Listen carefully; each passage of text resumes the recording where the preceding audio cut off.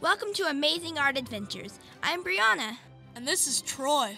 And I am the masked pencil. Today we will see how artists use texture to create some amazing pieces of art. Let's meet our artist for today. My name is Jesus Bautista Moroles, and I'm a granite sculptor, and I do abstract granite sculpture. Later in the program, we will go to an art gallery to look at how artists use texture. Every surface has texture.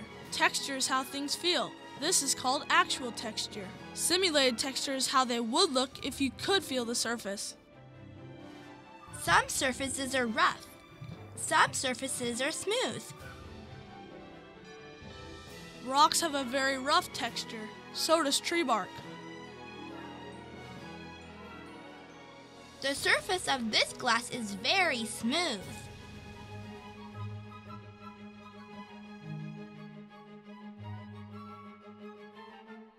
Look for the texture as we visit the studio of Jesus Moroles. My main focus is about man and nature working together. It all happens from going to the quarry, and I'll get inspired by just finding the stone. It takes diamonds to cut it. I'm a builder, I'm an architect, I'm an engineer, all rolled into one, and an artist. A lot of the stones that I brought in, I go to the quarry and pick out some of the stones. I don't bring the whole quarry with me, but I pick out some of the stones because something about that stone that I like. The texture, the veins in it, the size of the quartz, the size of the granite. Sometimes there's a huge piece that I can have quarried out. And so I bring them home, and then I look at them, and I will walk by a piece one day, and I'll just know that if I take this corner off, or I split it down the middle, or I round this edge, or polish this side, it will start a process.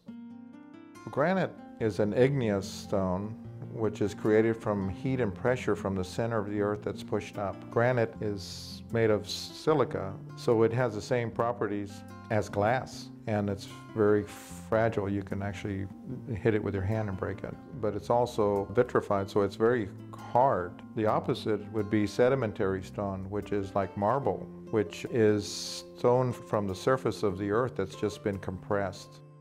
I was always encouraged by my teachers in school, and I remember all my art teachers from the first grade on is probably the only teachers that I can remember.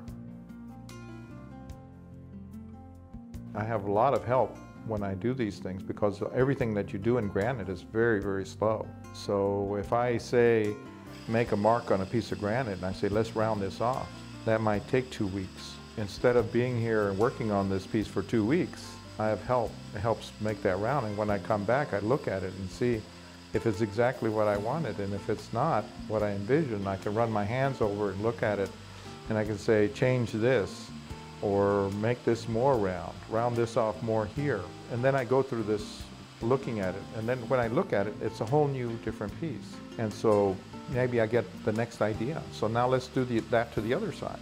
Or let's flip it over and polish it, or let's tear it down the middle. It's always just one step to do on a stone. And then when I come back, then it's a whole nother piece. I just keep doing that till one time I come back and I say, oh, let's flip it upside down, cut the bottom, and stand it up, and I think it's finished. There is no plan.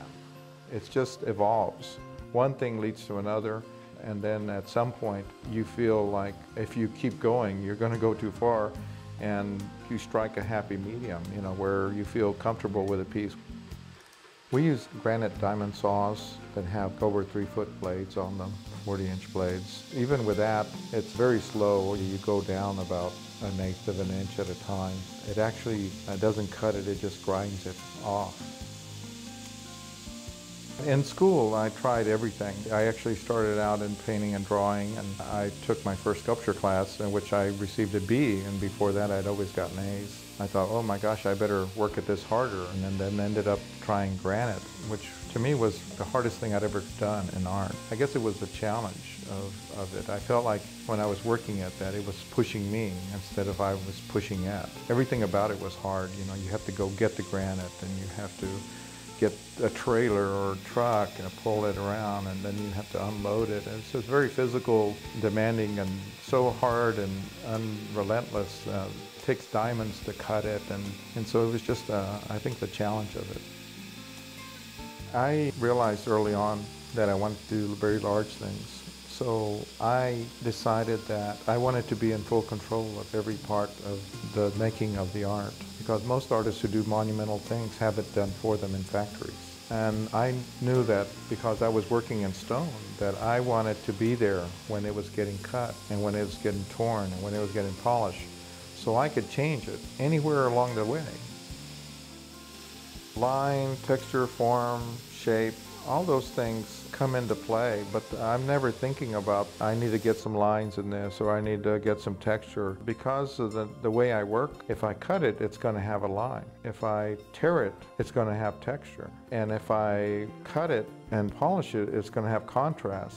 For me, a good sculpture does several things. One of the most important things is that it brings you into the piece and makes you look and investigate. And a good sculpture makes you walk around it, makes you want to look around the other edge. And then when you get around there, it takes you around to the other side.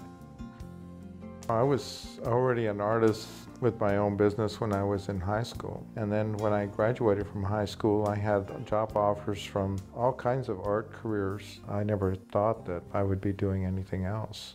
You sell them for what you can when you begin. As you sell more and you get a reputation and people start collecting them, and you start being in museum collections, the price increases, and you just keep going from there. I control the prices of my work, and I keep them as low as I can because I like people to collect the work. I really don't care if I'm actually making money as long as I am producing art. So I'm selling my art so I can make more pieces. Also, if there is any money, I buy art. I always say that we don't carve granite, we tear granite. It's like you take paper and you tear it and you have that rough edge. And the reason people like that rough edge because it shows the fiber inside the paper. One of the ways that we do this tearing is we actually drill small holes in the granite and put wedges into it and actually apply pressure to the middle of the stone and tear it in a line or in a curve and actually open up the middle of the granite out, and it shows all the quartz. Anytime you touch granite with a tool or stone, you're actually killing the life of it, which is a sparkle. So what we do is we try to be as least intrusive into the stone and then open it up from the inside out. And so we do this by a couple of different ways, either by applying pressure with the wedges or with a huge chisel, or by making cuts into the granite and then actually using leverage and actually tearing off these larger slabs that you apply pressure at the bottom, so it actually ends up being this very crisp line. One of my biggest influences was my father. He could solve problems. He didn't go to school. He only went to school 3rd grade in Mexico. Since we were very poor, we would always be fixing everything instead of going out to buy something. So we learned very early on that to rebuild anything was possibly fixable.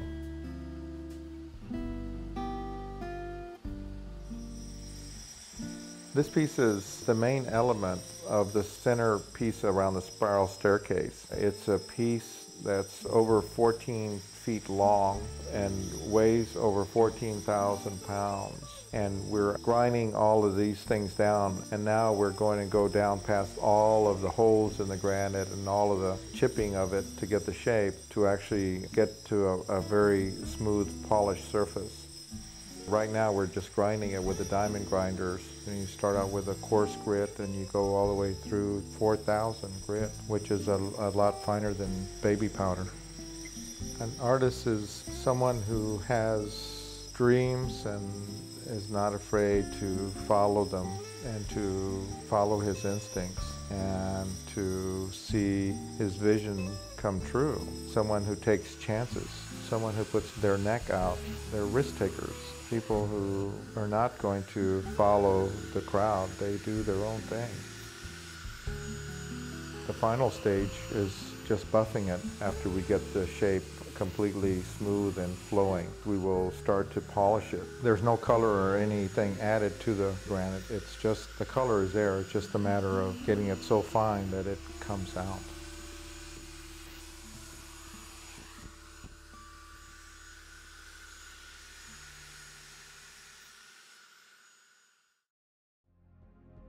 In a way, I'm frustrated because I can't do enough.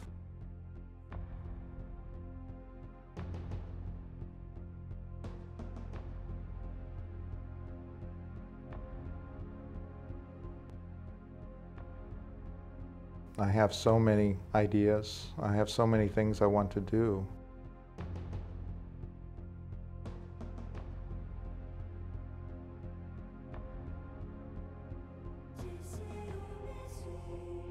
It's like a burden. You have so much to express. There's not enough lifetimes to get it all out.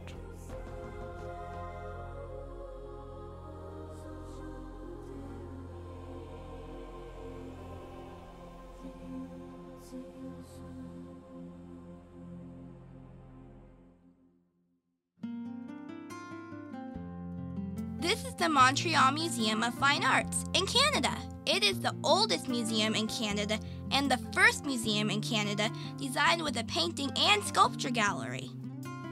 The museum has art from artists in Canada and around the world. Some of the art is from current artists, and many other works go back hundreds of years.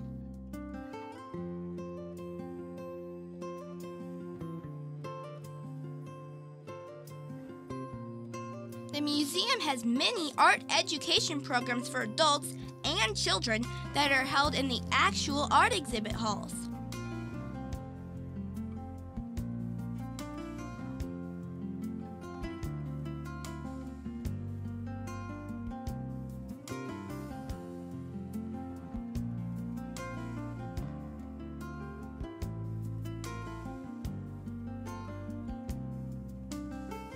The following paintings will show simulated texture. This portrait by artist Nicolas du Largier shows how an artist can use paint on canvas to give the look of material with texture.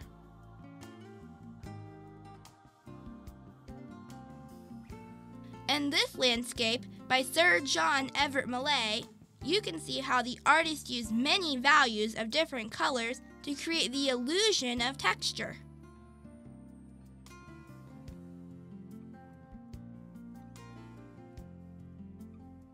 Artist Paul Delaroche, portrait of this princess, skillfully uses color to make texture in her hair and the cloth.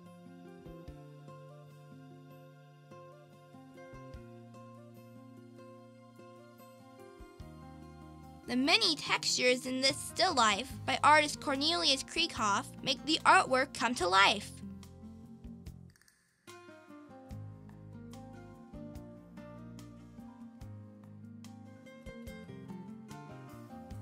This engraved glass goblet is very smooth. The twists in the stem of the glass and the engraving provide additional textures.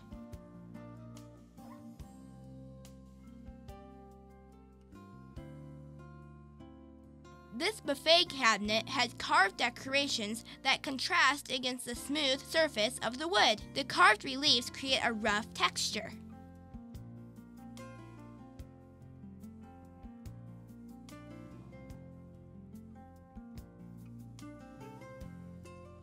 It's time to go. Today when you go home, explore your world and see art all around you. We will see you next time for another art adventure.